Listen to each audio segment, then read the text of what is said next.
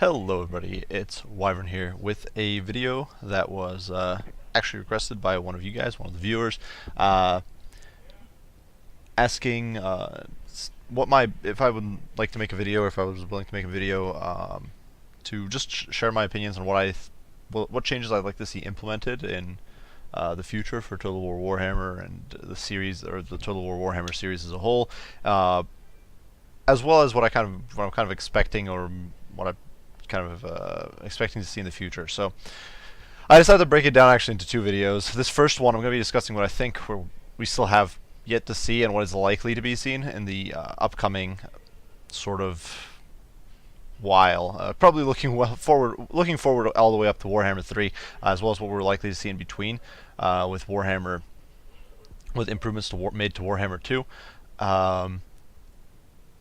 Obviously, all of this is still basically just speculation, but I do think that some of these things are at this point pretty much narrowed down and almost guaranteed. So without further ado, let's kind of hop right in and get cracking. So first and foremost, we do know, and this is based on actually on SteamDB here. You can see there's still actually two unlisted DLCs in the downloads, and of course we do know from what the teams are working on that apparently there's supposed to be another campaign pack for Total War Warhammer 2. People are speculating that this is supposed to be a whole new faction actually, and that it's probably going to be people are spending. There's speculations already on Steam. There's speculation on the main forums that it's going to be a race pack akin to, say, Norska, with one of the minor factions. I wouldn't get excited for any of the major factions. I think all of them are being reserved for Warhammer 3, and I'll touch on that in a bit. But I do think it's entirely possible we'll still see a minor faction appear in Total War Warhammer 2. My idea is that it's probably either Araby or the Dogs of War. The reason I'm not going to say Amazons, I know a lot of people want the Amazons. I know there's a lot of people who really want them, but I don't think they're going to happen. I don't think they'll ever appear, to be honest. Maybe we'll see them at some point, but I really don't expect it. They and who knows, I could be proven wrong, but they really didn't have much of any roster, unit lists, anything ever. They had, I think, one Dogs of War regiment once, and then I think one legendary lord listed somewhere. They're basically a few paragraphs of fluff, and that's it. So I don't see them as appearing. But I could see either Araby or Dogs of War making the cut. The main reason, Dogs of War are obviously the mercenary faction, so they bring together a whole bunch of different things, some esoteric weaponry, some weird sort of units, flyers, a bit of a mishmash of Empire playstyle with different sorts of weird tech. So they're a mercenary faction, but they would kind of fit for. Currently, we have Sartosa on the map. We do have the different sort of conquistador factions, so they could be representative of, say, Tilia, Estalia, and the Sartosan pirates, who are currently all represented as essentially Empire subfactions. So it would kind of make sense there. They do have unique starting spots both in Warhammer, in the Vortex campaign, as well as in Mortal Empires. For example, Kislev is not almost guaranteed not to be the case here, even though Kislev does have quite a bit of material available on them. They're basically just a Warhammer 1 faction, Mortal Empires faction. We might see them in Warhammer 3, but that's a whole other thing. So I definitely think it's a safe bet to say it's either Dogs of War or Araby. Araby had, I do believe, I forget what, I'm not a tabletop player myself, but from what I've read up, they do seem to have at one point had a roster of units with infantry, elephants, flying carpets. They had some magic apparently. They were basically just, they had, I think, genies or something. So they were essentially fantasy Arabia faction, much like, say, Empire's fantasy medieval Germany, or Bretonnia's King Arthur's England / France, essentially. And so that could also be a cool faction. Currently, as you know from the Mortal Empires campaign, as well as from the Vortex campaign, there's a whole section of Araby, or of the northern Southlands, that's controlled by Bretonnian subfactions. So this is why some people think that Araby couldn't happen, but actually you could just have currently, of course, A lot of major factions only control one territory to begin with, so you could have these Arabian factions only control, say, one region, and then have it contested by the Bretonnians or the Bretonnian sub-factions. So, and that could still allow. They do have, I do believe, some limited legendary lords. Same with the Dogs of War. They have some named characters in there, so that would provide sort of material to make these factions. One, obviously, Araby would be a very lightweight sort of hit and runs, cheaper skirmishing faction, probably more. I'm trying to think of really a faction to compare them to, but there's not really any faction, I don't think, that they could be directly compared to. Probably, but I would think a bit like Norska, but less melee centric and more poking and harassing and cost efficient, and in some ways more lightweight. Dogs of War, of course, would be an interesting mix, probably less technology heavy than Empire, but definitely more focused on, say, infantry gameplay, and more focused on, say, elite troops. Probably, I'd assume they'd have a good selection of abilities there as well to represent the different special units of mercenaries, rather than being a sort of one uniform disciplined army. Obviously, this is just speculation. I don't know, but this is what I would expect from what we know about from what little we know about this next campaign pack, and what speculation I have been seeing on the forums. There is, of course, a second DLC that is likely to hit before Warhammer 2 is done, and that is, of course, a faction DLC for the or the faction upgrade DLC for the Skaven and Lizardmen. It's not guaranteed, but I would very much expect it to include Ikit Claw for the Skaven, along with the Clan Scryer unique start, and then and all the Clan Scryer units, or most of the Clan Scryer units associated with him, as well as Tehenhuain, or whatever, I can't pronounce the name, but it's a Skink Lord for the Skink Priest, I do believe, for the Lizardmen. The reason being that currently Skinks honestly suck for the Lizardmen. They don't really have serve a purpose in the roster. They don't have good upgrades or improvements for them. Basically, nobody fields Skinks, and on top of that, most of the missing units are related to Skinks. They're these wild or feral lizards, like Razordons and salamanders and Ripperdactyls, who are manned or trained or prodded on by Skinks or Skink handlers.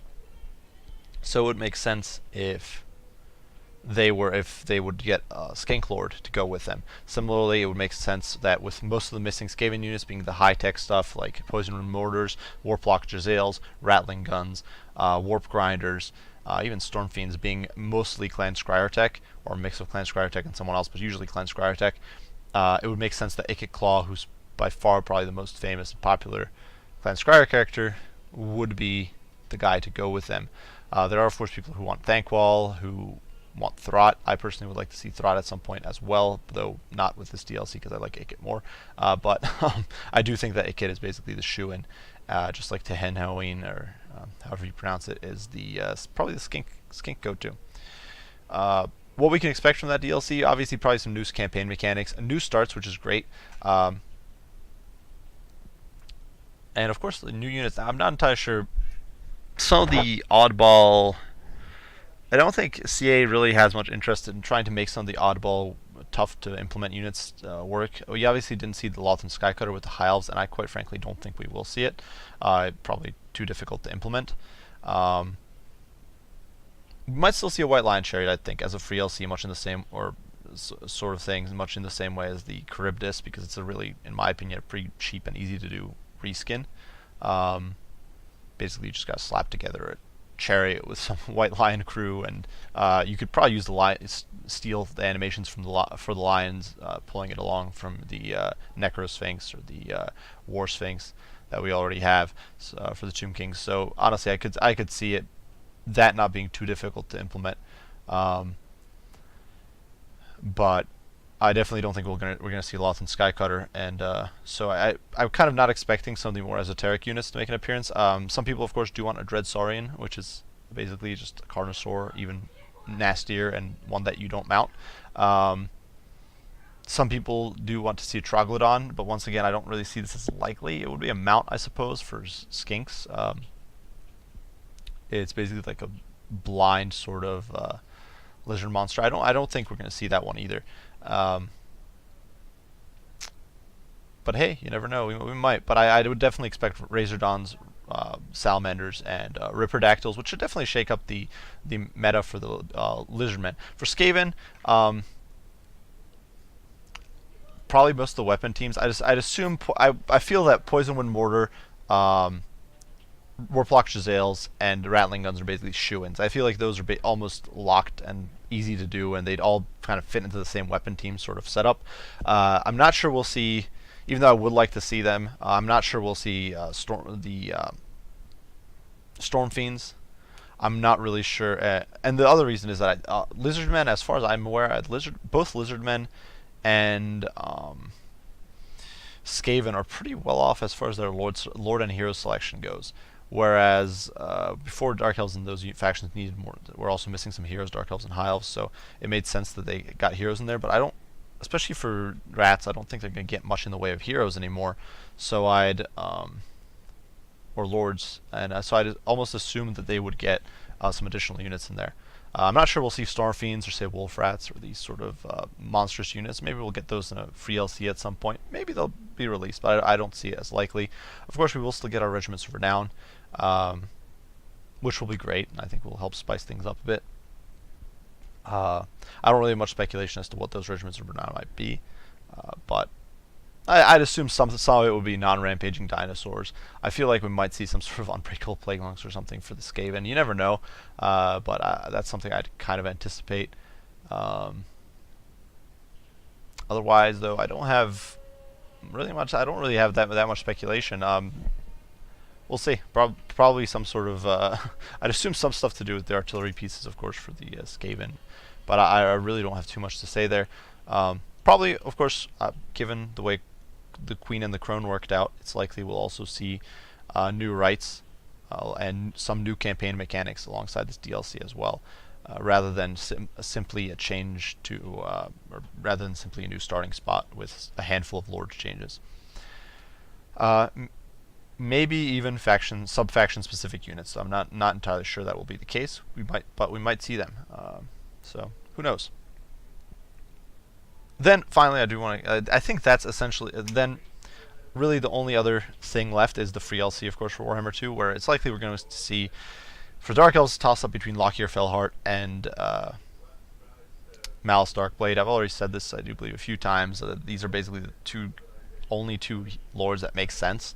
Both, I think, are about equally viable. Neither is particularly appealing. I know a lot of people like Malice Darkblade for his backstory and for the fact that he has a whole bunch of books and stuff written about him. But honestly, as far as what mechanics he'd bring to the campaign table, I don't see him as being that much more impressive than Lockyer. Both, I would honestly like to see both, but given one or the other, I really don't know which it would be. Lockyer Fellheart, of course, would be much more oriented towards Blackhawks and Blackhawk Corsairs, which currently the Dark Elves don't have. Similarly, Malice Darkblade, of course, has his demon sword possessing him, but also has access to, I would assume he would be upgrading Cold Ones somehow, which currently the Dark Elves are also missing, and that's why, honestly, Cold Ones kind of suck in campaign. And to be quite frank, Blackhawk Corsairs aren't particularly great in campaign either, so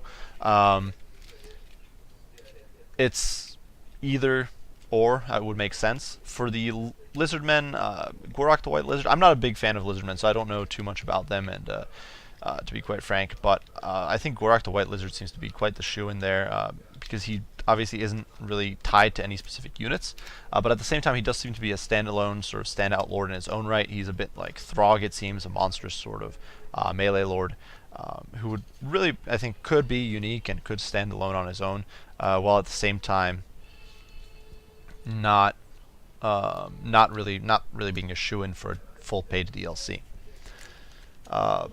Which brings us to Warhammer 3, and this is why this is where I think there's quite a few things that are basically guaranteed at this point, or pretty much narrowed down. Obviously, Chaos Demons, Ogre Kingdoms, and Chaos Dwarves are three nearly guaranteed factions. They might not happen, you never know, but it would be really odd if they didn't.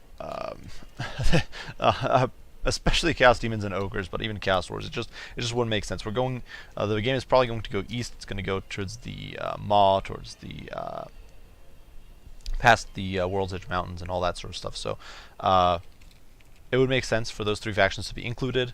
Those are the only 3 factions that have a major remaining roster. Of course, I don't know if the Chaos Wars actually had a book. I do know that they had a whole bunch of models from Forge World, though. They had an entire roster of infantry, heavy cavalry, and artillery, and monsters and all sorts of stuff available to them from Forge World. So it would be really odd if they didn't make the cut, especially because at this point the only 2 major factions are Chaos Demons and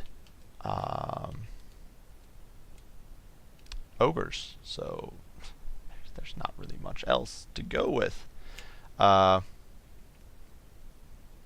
I could see as a possible alternative, then there's the issue though of what would be the 4th faction, and some people are speculating it would be Kislev. I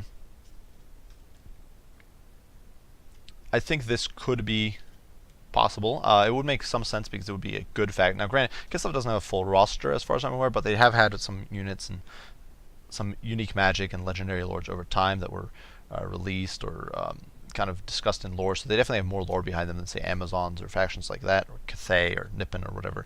So it would make sense to have some sort of good faction in the campaign rather than the neutral ogres and the outright evil Chaos Dwarves and Chaos Demons. So I could see it as being Kislev. My other speculation, or my other the other sort of possibility I could see happening would be, because currently in Warhammer 2 and Warhammer 1, each release came with 8 legendary lords, 2 per faction. But what I could see happen is 2 legendary lords for ogres, 2 for chaos dwarves, and then 4 for demons, one for each demon.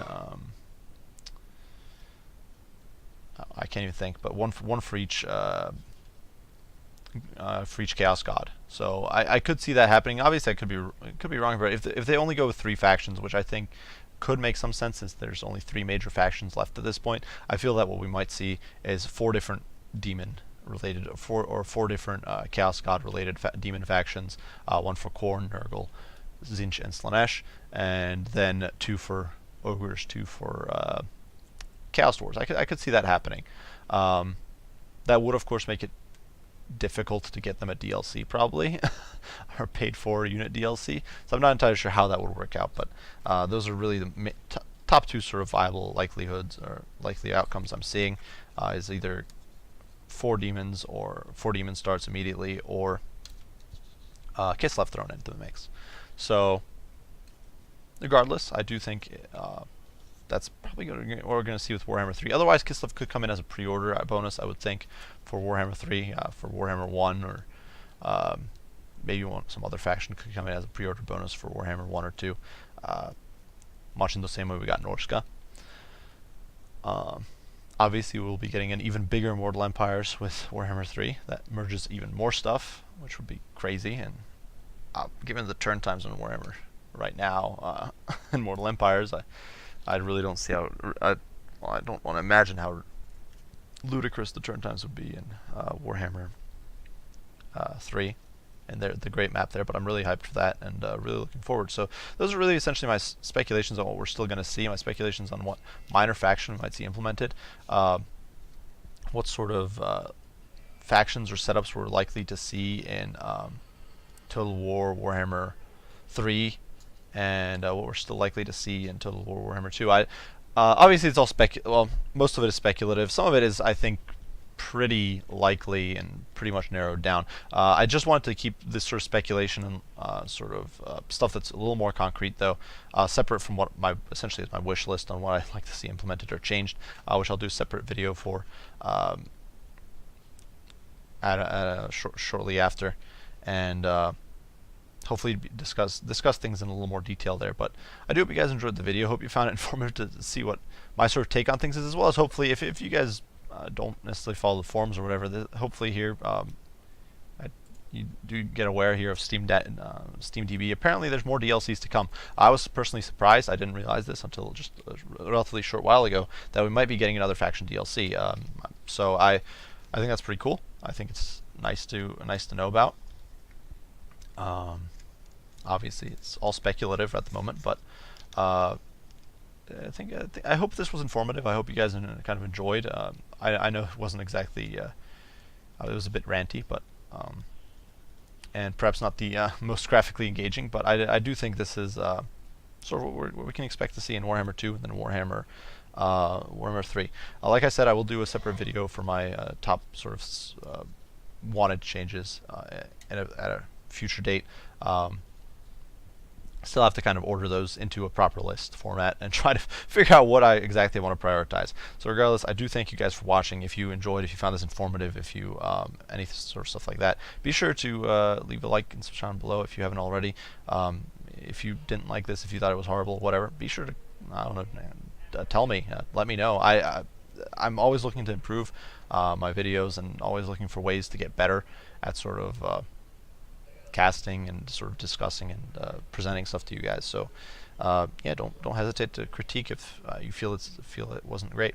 So regardless, thank you guys for listening. I do appreciate you all for watching, and I will see you all in the next one. Wyvern out.